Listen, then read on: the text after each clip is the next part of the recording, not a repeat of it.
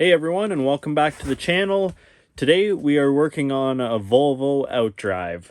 The problem with this thing, it's my parents', I was winterizing it last year, is that the drain plug or the dipstick plug on the top cap has stripped.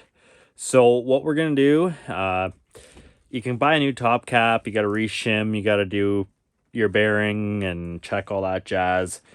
You don't want to do that if you don't have to. On the newer Volvo designs, where the plugs are, they have a metal insert in them to make it stronger. Right now, it's a cast aluminum with a stainless steel bolt going into it. They always strip out, especially with the big 9/16 head on top of it. It's hard not to over tighten them. So we're just going to show you how to pull them apart, and we're going to fix this with a Healy coil. So we're going to start off by pulling our back cap off here. It's just those three 3/8 bolts, and we're going to pull off these two right here for now, and we'll pull out our 9/16 drain plug. Once that covers off, one right there and there's 3/8 in those two. And then just take a small hammer, just be very gentle because this is cast aluminum. And I'd suggest, guys, breaking loose this first before you take it off, just because you have leverage. This is sealed by an O-ring under here. There we go.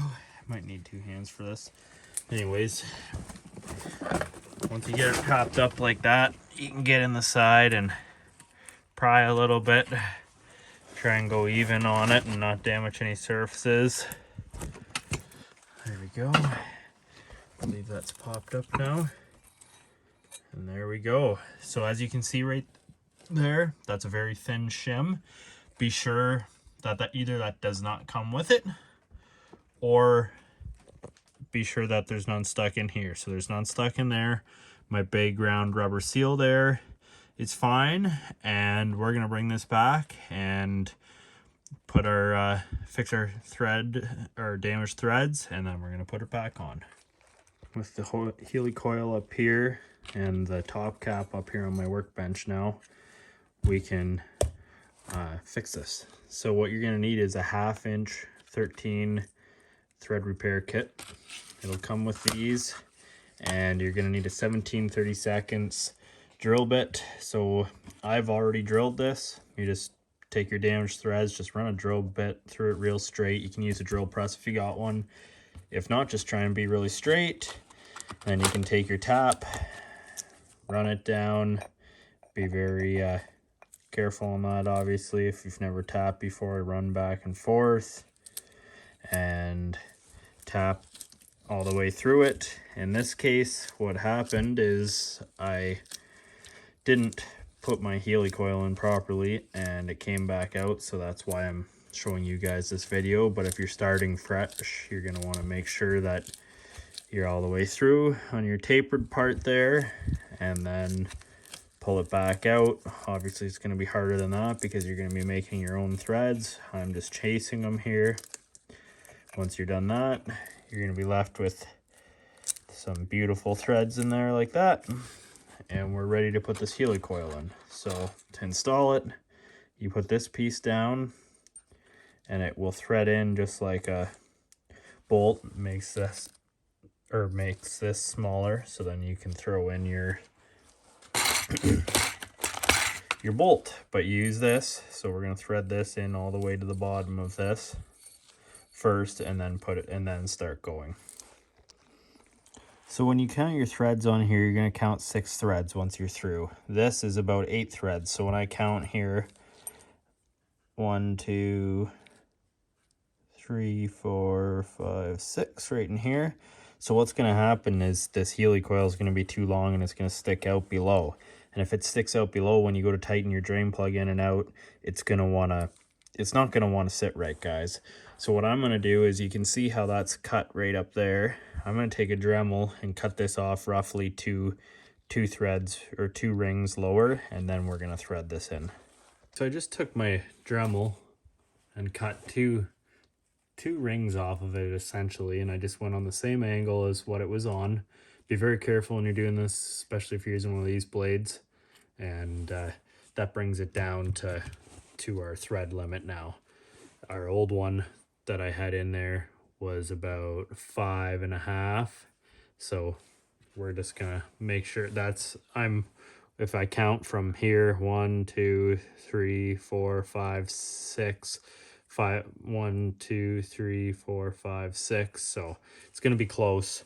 So I'm gonna try that and see how that works. And most cases, guys, you can never back one of these out, but since this one doesn't have a bottom, you can just you put your tool back in and thread it right through, get it to grab, and you'll get it out. It might take a bit of trickiness, but you'll get it out. Thread this all the way down. You'll feel it'll have a nice amount of tension.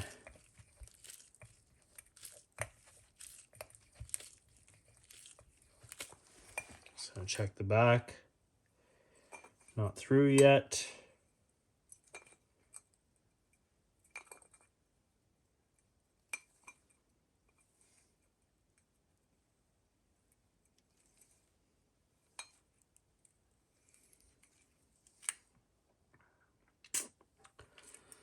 So I'm not liking this. I'm just through just a little bit too far. I have a feeling that this could cause an issue. I'm just gonna check here. I might have to redo it and put another one on. Okay, it was too long, so I just removed another half ring. So we're about 5.5 rings now. We're gonna try this again.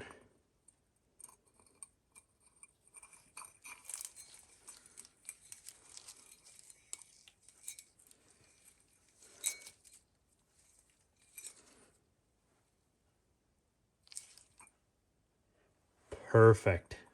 So right on our top cap here, we're flush there, but we don't want this to come past here. So now once we're through there, I'm very happy with that right there. Take your other end here, go like this, and you just need to give it a little whack. You can usually just use your hand. Apparently not on that one.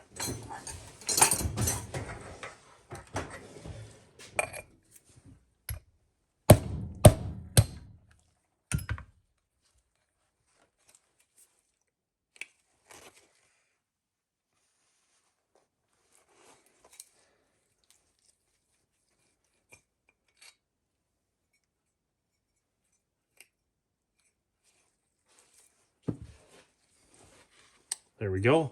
What that does, guys, is it breaks off that tab on the end there and allows your hole to be smooth. Now we can test our dipstick fitment. There we go, we're repaired. So guys, when I'm replacing my O-ring here, I'm going to use a fatter O-ring than factory, because with our sealing surface of the helicoil, since it's not a perfect thing, we want to have our sealing surface a little bit farther out. So anyways, that's why I used a little bit of a bit bigger O-ring. All right, with our new gaskets installed in there and tightened down, we got everything resealed. I cleaned up a bit underneath this gasket because there was a bit of corrosion, but just simply go out there and bolt this down. There is a torque spec for this. I want to say it's like 30 inch-pounds or something. I can't remember. I'm just going to give it a good snug and call it a day, because it bottoms out, and then, yeah, just give it a snug by taking them off. It was just a little bump with the 3/8. You can look up a torque spec. It'll be for the top cap of your Outdrive. That's up to you. Anyways, thanks for watching, guys, and that's how to repair your top cap of your Volvo Penta for about $30 instead of $300 or $400 or $600. I forget what the prices of these were the last time I looked, and it works very well, and there's nothing wrong with it.